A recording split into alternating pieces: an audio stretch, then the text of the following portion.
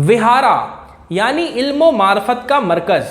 मगर गुज़रते वक्त के साथ लफ्ज़ विहार बिहार में तब्दील हो गया और वो तमाम लोग जिन्होंने